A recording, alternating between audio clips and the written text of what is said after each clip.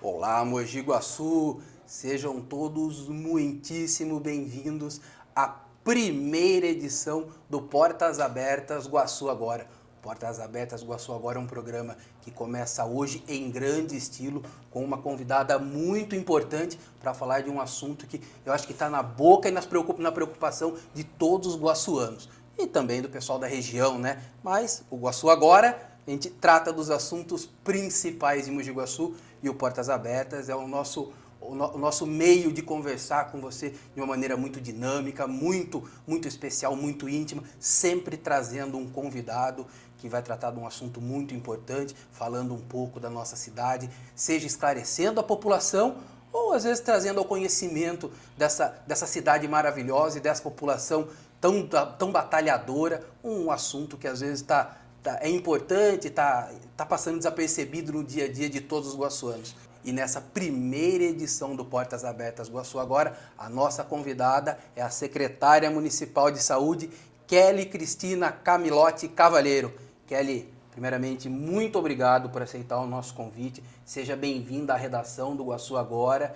E acho que a gente não poderia estrear o programa em melhor estilo, em falar de um assunto tão importante que está preocupando tanto a população quanto o poder público, que é a dengue. Eu que agradeço o convite, porque é uma oportunidade de esclarecermos dúvidas, né?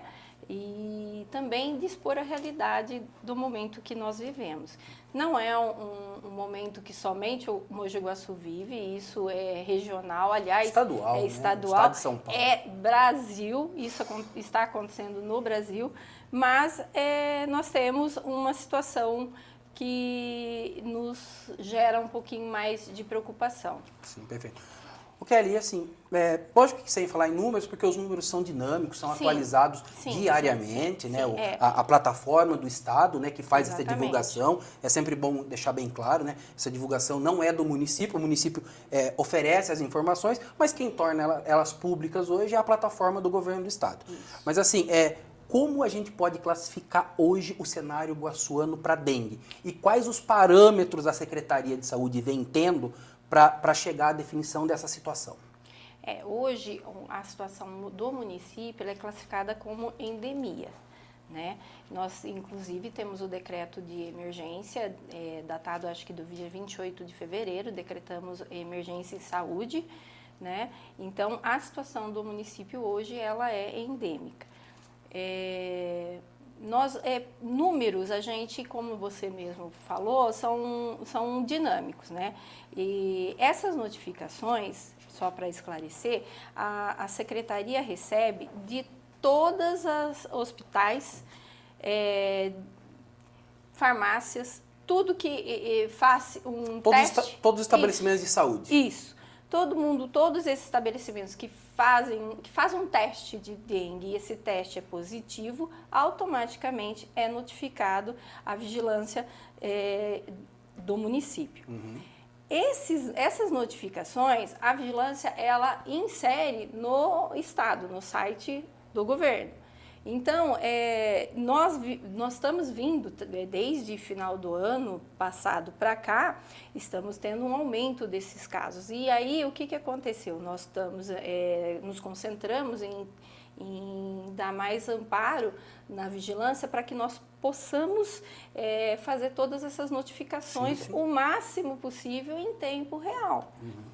Então, os números que nós temos aí hoje é porque a gente vem sim notificando. Eu sei que tem muitas questões falando que não está se divulgando os números. Não é que você não divulga o número real, é que o número é dinâmico. Sim. Mas a secretaria vem reportando todos os casos, inclusive óbitos. A dengue é uma doença de notificação obrigatória, né? Sim, obrigatória. Dentro de uma série de doenças que o próprio Ministério da Saúde estabelece. Os municípios, não vou falar o município, mas os municípios de todo o Brasil não podem represar esses dados. dados, a Não. notificação é obrigatória, né? Obrigatória. Existe um problema de RH que não é só Mogi Guaçu. Eu também entendo que outros municípios, nós sabemos que também estão nessa mesma situação. Os números nem sempre refletem a realidade. Por quê? Então, assim, às vezes algum município demora um pouquinho mais para passar e tudo mais, mas assim, não pode enfiar esse número numa gaveta e largar lá, né? De forma alguma. Perfeito. Né? Inclusive, principalmente o número de óbitos, né? Então, isso é informado em tempo real. Falando dos óbitos, até para o pessoal esclarecer, né? Às vezes, sempre que a gente noticia uma matéria, principalmente nos primeiros óbitos, a gente via muitos comentários da população falando, os números não são esses, eu conheço tantas pessoas que morreram de dengue e tudo mais.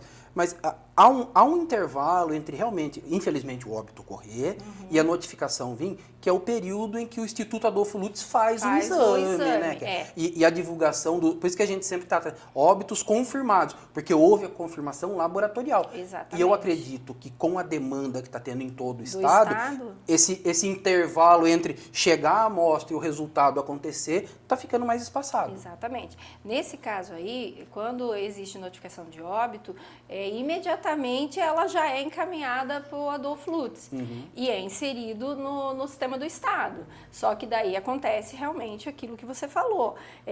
O Adolfo Lutz faz a investigação e a confirmação de óbitos do estado inteiro. Sim. Então, até eles nos dar a resposta confirmando ou não, existe um lapso de tempo. Então, por isso que hoje nós temos 13 óbitos confirmados. Se você for ver, acompanhar esses óbitos, a confirmação desses óbitos, você vai ver que são óbitos ocorridos em fevereiro, em final de janeiro. Então, está tendo realmente esse lapso, mas em razão da demora da devolutiva do Instituto. Kelly, outra questão que sempre que a gente noticia os assuntos ligados à dengue, vem muitos comentários, aliás, boa parte das perguntas que a gente elaborou aqui tem como base exatamente o que a gente vê, né? Que é a curiosidade dos nossos internautas e, consequentemente, da população guaçuana. Mas, assim, por que Mogi Guaçu, este ano, vem tendo um número tão grande de casos, na comparação, inclusive, com alguns municípios vizinhos? Tem uma explicação para isso? Como que a Secretaria de Saúde vê essa situação? Assim, o que a gente vê é que nós corremos com os nossos números. Então, é aquilo que eu estava conversando, que nós iniciamos a nossa conversa. Existe um problema de RH, foi feita uma força-tarefa, por quê? Porque o município precisava ter os dados reais, a situação real do município. Sim. Então, a situação hoje, ela é da Baixa Mogiana, só que realmente, dentro da DRS 14, do qual nós fazemos parte, são 20 municípios, nós estamos realmente com casos a mais tanto de positivos quanto de óbitos. Mas não tem uma explicação do porquê. A única coisa que nós vemos é que realmente a gente notifica tudo. Não se tem represado dados. É difícil você até falar, olha, mas se você pegar dentro da DRS, nós somos da DRS 14, são 20 municípios, nós somos o primeiro, mas município vizinho menor já está em segundo. Então, se você for comparar, hoje em Mogi Guaçu nós temos, no censo do ano passado, nós já estamos com 159 mil habitantes. Né? Kelly, outra coisa que o pessoal às vezes pergunta muito também. Não dava para ter se antecipado? O município, de maneira geral, não poderia ter feito algo para se antecipar e evitar uma explosão de casos como que a gente está tendo? A gente não consegue prever uma epidemia, uma endemia. É complicado, é difícil. A gente tem acompanhado desde 2024. Na verdade, essa situação hoje era esperado que acontecesse em toda a região o ano passado. Mas foi acompanhando os números. Itapira, acho que sofreu mais o ano passado. Esse ano não está tão... Mais ou menos. Mais ou menos, né? E nós, o ano passado, ficamos no mais ou menos. Mais ou menos. Então, assim, a gente é acompanhado pelos números, né? A gente vai acompanhando a evolução. Ações pela vigilância epidemiológica têm sido feitas durante o ano passado inteirinho, entendeu? Mas é uma luta que não é só do poder público. A dengue é uma doença que existe desde 1970 e desde 1970 o Brasil não conseguiu erradicá-la. Ou seja, não depende só do poder público. Em alguns períodos com maior incidência, outros com não, menos, mas é uma doença que, assim, nunca deixou de existir no município, no Brasil, né? Vamos falar, no Brasil ao longo dos últimos 50 anos, 55 anos. Exatamente.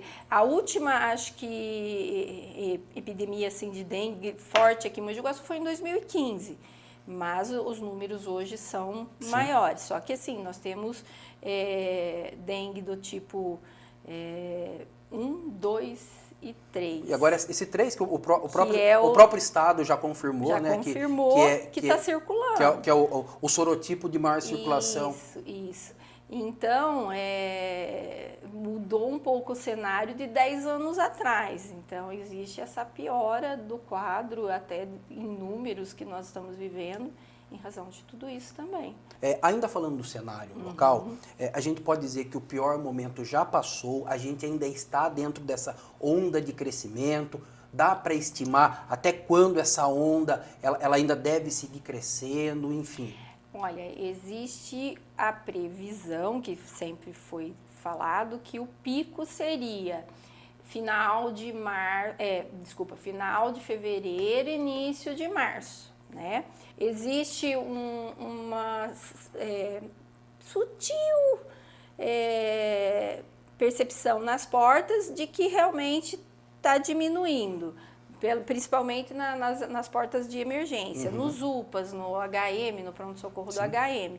Nós recebemos números de lá, houve uma ligeira queda dos atendimentos de dengue, né? Mas, no geral, se você for colocar junto com os sentinelas que estão abertos, a gente está mantendo, porque os sentinelas foram abertos desde 28 de janeiro, justamente para dar um suporte para as portas. Desafogar, né? Um pouquinho. Desafogar. E os 2 sentinelas, graças a Deus, vêm cumprindo o papel. Sim. Então, nós entendemos que essa ligeira queda no atendimento das portas se deve aos sentinelas. O pessoal está se conscientizando que tem algum sintoma de dengue, já está para procurar os sentinelas. Exatamente. Hoje a gente está com 2 postos. Qual a demanda deles hoje? E, se necessário for, já dá para pensar numa ampliação, já que está dando certo? Olha, deu muito certo. Foi assim, a abertura desses postos sentinelas até está previsto no próprio plano de contenção que existe no município desde 2024. Então, assim, quando nós estávamos preparando para abri-lo, a gente ficava, a população não está acostumada, a população... Não vai entender a coisa. Não vai entender, a população vai lá vai se dirigir diretamente aos UPAs, ao PS do HM... Mas não, desde que abrimos, fizemos uma preparação, ficamos o mês de janeiro inteirinho, montamos os postos, fizemos a divulgação e desde que abriu tem sido atendida a população uma média de 200 pessoas por dia. Em cada uma das unidades? Cada uma das unidades. E lá nos postos sentinelas, boa parte da população que já sentiu os sintomas enfim, como acontece o procedimento? É só o atendimento, diagnosticado, tem a hidratação, como que a coisa funciona lá dentro? Tá, vamos lá, isso foi uma pergunta muito boa, porque nós tivemos uma reunião agora na quarta-feira de cinzas entre os hospitais, inclusive o São Francisco, para a gente avaliar os casos, né?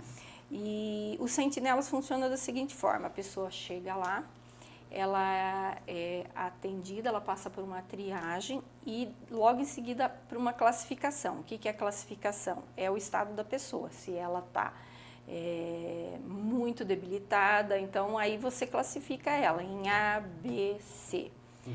Após essa classificação, segue para consulta com o médico, daí ele já pede um hemograma, tá? O hemograma, ele vai ver o estado clínico da pessoa, ele vai te dar se você está com algum tipo de vírus, se você está desidratado, como que você está clinicamente. As abençoadas plaquetas. Ele não vai dizer se você está com dengue, ele vai mostrar qual é o seu estado clínico. Perfeito.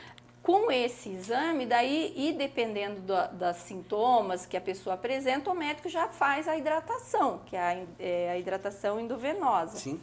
Aí ele passa por hidratação. Após obter o resultado do exame, o médico às vezes convoca a pessoa novamente para ir no mesmo dia, dependendo do que deu o exame, ou pede para que volte no dia seguinte e vá sendo acompanhado. Então, assim, é bom deixar bem claro que os postos sanitários não fazem a internação. Não. Que às vezes pode ser que as pessoas tenham muitas queixas, Não. porque ela vai lá na expectativa de ficar internada no posto sentinela, né? No sentinela não é para isso. Havendo casos mais graves, que é o tipo C, que eles falam a classificação do Sim. tipo C, é encaminhado para as portas de urgência e emergência, que é onde vai, após a consulta, avaliação do médico, se cabe internação ou não. Perfeito. Tá? Então, o sentinela funciona dessa forma. A pessoa que passa por lá também, ele sai com o kit de hidratação para fazer a hidratação em Soro casa. caseiro. Exatamente. Com toda a medicação, com todos os insumos que precisar, ele já leva para casa. Como que está o estoque desses insumos? Está em ordem? Em algum momento chegou a faltar em razão da alta demanda? Como que está isso na rotina? Olha, no mês de... Quando nós decretamos, né, o estado de emergência, nós tínhamos uma preocupação muito grande, porque janeiro e fevereiro foi, assim, um absurdo de caso mesmo, quando começou... Sim. Né? Que veio aquela onda, vamos dizer assim, né? Isso. E, logicamente, a preocupação com os insumos para que a gente pudesse manter assistência, né, a todos os cidadãos. Então, realmente, teve uma saída muito grande desses insumos dos nossos almoxarifados. Nós precisamos, sim, lançar mão de uma compra emergencial. A princípio, nós iríamos gastar por volta de 3 milhões para manter o estoque, né, para termos o estoque, já com a previsão da manutenção desses sentinelas até aproximadamente maio, que é o que a gente imagina que vai precisar, né, ter necessidade de mantê-los, e também dar suporte se houvesse necessidade nas portas, de medicação, de insumos, enfim. No entanto, como a gente vem notificando, informando o Estado, nossa situação, o Estado aportou aproximadamente 2 milhões em insumos para o município. Então, nós gastamos com insumos aproximadamente 1 milhão, o Estado aportou mais 2. Então, hoje, graças a Deus, nós temos o estoque nosso completo, temos insumos para suportar esses meses aí pela frente. Então, nisso aí, vamos dizer assim, a situação está sob controle. Sob controle. O que ali, um clamor muito grande que a população tem também em relação à nebulização, o popular fumacê. Sim. Muitas pessoas sempre relatam, não passou no meu bairro, na minha rua passou poucas vezes. Ele é a solução. É bom a gente deixar bem claro. E como que a secretaria vem definindo o roteiro da aplicação desse inseticida? O roteiro é definido pela própria vigilância epidemiológica. Eles fazem o roteiro com base aonde? Eles mapeiam as notificações que setor do município que mais está tendo o caso. E em cima desses dados é que eles montam o cronograma do fumacê ou até mesmo da nebulização costal. Costal, né? A nebulização costal, ela é mais eficaz, por quê? Porque ela vai atingir o foco, ela mata... Vai nos cantinhos onde o mosquito... Bom sempre lembrar que ele combate o mosquito adulto, né? Isso, então vai no cantinho onde o mosquito está escondido. Exatamente. Ali. Então, essa nebulização é a mais eficaz. No entanto, a gente tem um entrave de que a gente encontra muitas residências fechadas. Mais de 50%. Exatamente. E hoje é cultural o cidadão não abrir as portas também. Por quê? Por conta de segurança, tem medo, às vezes não quer ver o que tem dentro de casa, enfim. Mas, mesmo assim, nós temos intensificado essas ações da nebulização costal. Já o fumacê, que as pessoas falam... Olha, né, queremos o fumacê, enfim, nós também temos, hoje o município tem um equipamento de fumacê E o Estado também, pelos números, pela situação que o município está vivendo, o Estado ele disponibilizou uma equipe deles. Então, da DRS 14, Mogi Guaçu é a única cidade que nós já recebemos do Estado 4 vezes a equipe para que nos ajude a fazer essa nebulização. Essa nebulização, ela tem um entrave de quê? Você passa na rua, né? Você vai, a vigilância mapeia, ela já faz o cronograma dos bairros e avisa a população, olha, vamos estar passando... Abre as casas. Abre as casas. Acolha os animais, enfim. Aí o entrave é justamente isso. Se o cidadão não abrir a janela, porque ela alcança... Eu vou fechar porque eu não quero o cheiro ruim dentro da minha casa. Hoje em dia o produto mudou muito, a tecnologia evoluiu, Sim. enfim, não se tem mais aquela fumaça densa, porque não se usa mais... Eu lembro de infância, eu não sou tão jovem assim, de passar aquele caminhão com aquela fumaça terrível, que você conseguia ver quarteirões e quarteirões onde estava o caminhão. Exatamente, então não se usa mais esse tipo de produto, esse tipo de nebulização, ela não tem sido muito indicada, por quê? Porque quando passa e atinge tudo, né? Não só o mosquito. Então, hoje eles têm uma outra tecnologia, os produtos são outros, então você não vê essa fumaça densa.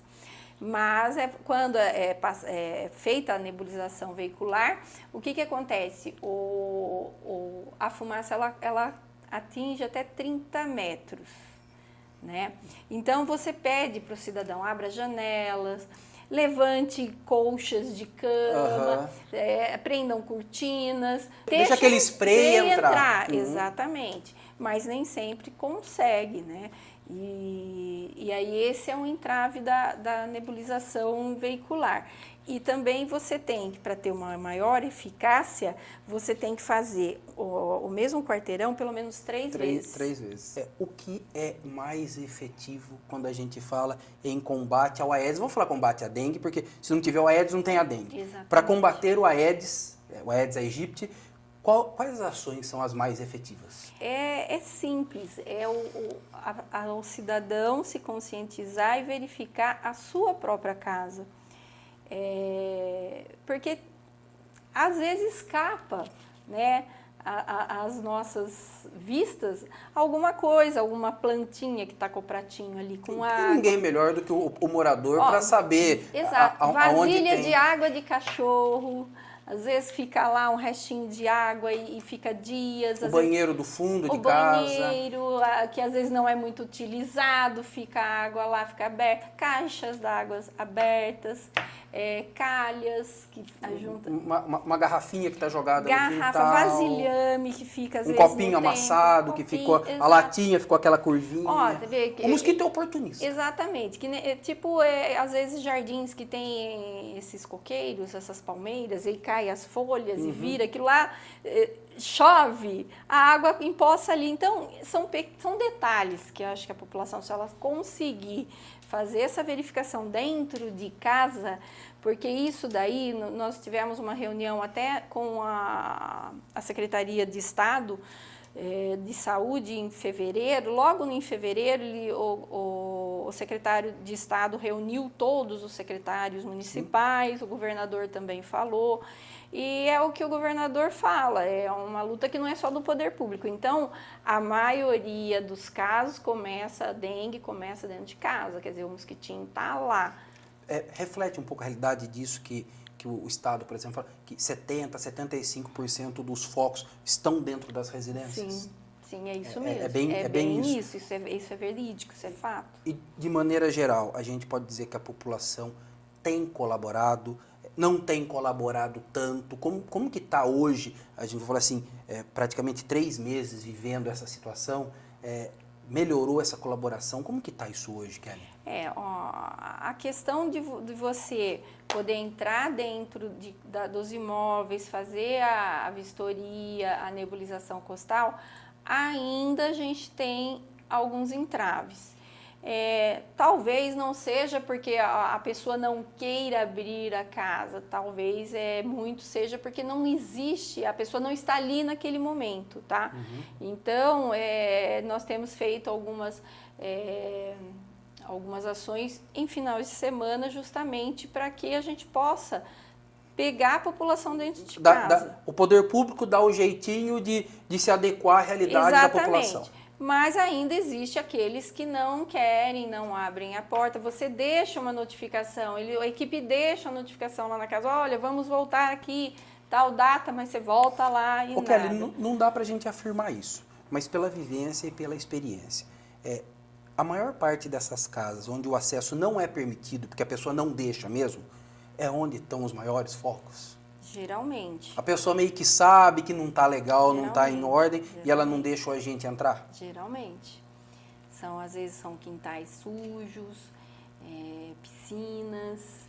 Então, geralmente é isso mesmo.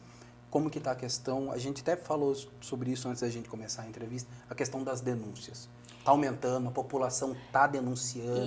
Isso tem surtido efeito aqui no município. A divulgação de que estão havendo denúncias e as pessoas estão sendo autuadas. Tem estimulado as pessoas a denunciar? Tem sim. Isso é um fato também.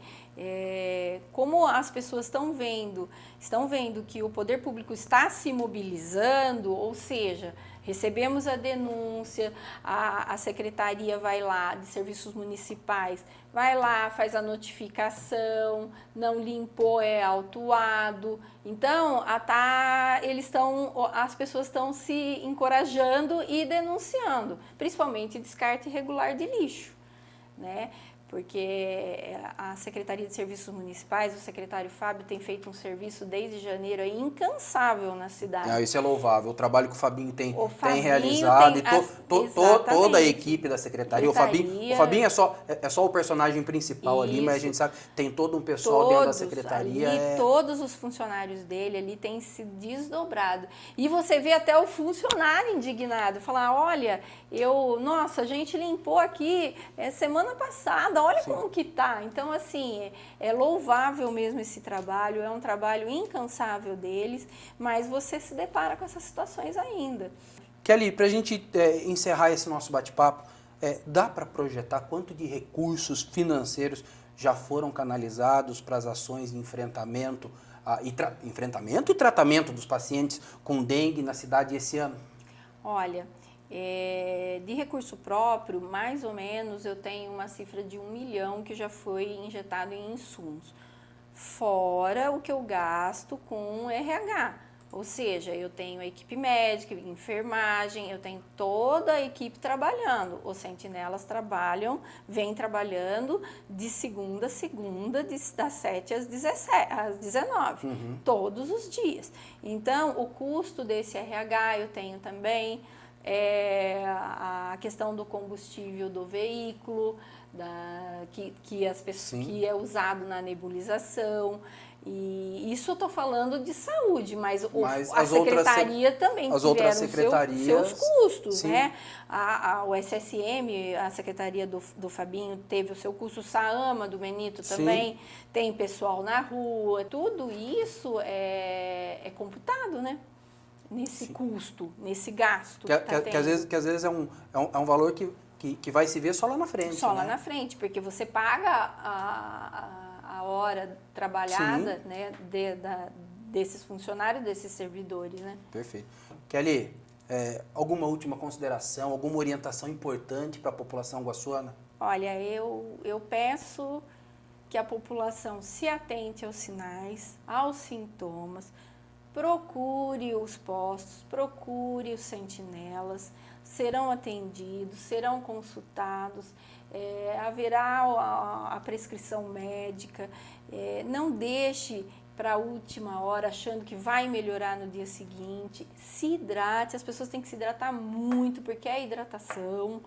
Então, é o cuidado que todo mundo tem que ter para não correr o risco de chegar muito debilitado. Numa situação muito grave. Exatamente, a ponto de que precise até de uma internação. Porque às vezes a pessoa pode imaginar, isso aqui vai passar, não, mas é uma doença progressiva, né? Exatamente. E nem todo mundo tem os mesmos sintomas, né? Tem pessoas que têm uma febre, uma dor de cabeça, uma dor no corpo, outro tem manchas no corpo. Enfim, então não fica achando que vai passar ou é uma gripe. Não, procure o atendimento para que seja diagnosticado a tempo e o tratamento comece. Não. Pessoal, a gente poderia falar aqui de vários outros assuntos com a Kelly, mas exatamente para que a gente possa abrir as portas da nossa redação para ela e as portas do Iguaçu agora continuem sempre abertas à secretária. A gente vai falar hoje só de dengue, a população talvez tenha muitos outros assuntos que queira saber e oportunamente a Kelly vai vir aqui e a gente vai tratar. A você que nos deu o prazer da audiência nesse nosso primeiro programa, meu muitíssimo obrigado. Continuem prestigiando o Iguaçu Agora nas redes sociais, no Facebook, no Instagram. Faça sugestões de assuntos para a gente tratar nas próximas edições do Portas Abertas. Sugira novos convidados para que possamos abrir as portas da nossa redação sempre para tratar de um assunto muito importante e muito relevante para a nossa cidade. Muito obrigado a todos, saúde a todos, fui!